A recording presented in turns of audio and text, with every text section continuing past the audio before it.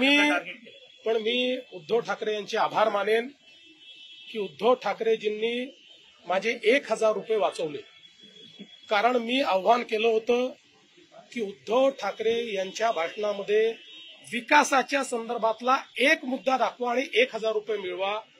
काल मी तर काही त्यांचं भाषण ऐकलं नाही, पण मी फक्त भाषण संपल्याबरोबर जे भाषण ऐकणारे आहेत त्यांना विचारलं, 2-3 पत्रकारांना विचारलं, बाबा मला 1000 रुपयाचं त्या ठिकाणी आता फटका आहे का?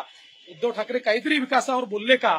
अख्ख्या भाषणामध्ये विकासावर ते एक मुद्दाही बोलले नाहीत, ते बोलूच शकत नाहीत। त्यामुळे ते अदवा तद्वा बोलतात। खरं म्हणजे त्यांचं बोलणं स्वगत असतं, कारण पुढे माणसंही नव्हती। यावेळेस तर अशी परिस्थिती होती की पुढे माणसंही नव्हती, त्यामुळे त्यांचं स्वगत होतं।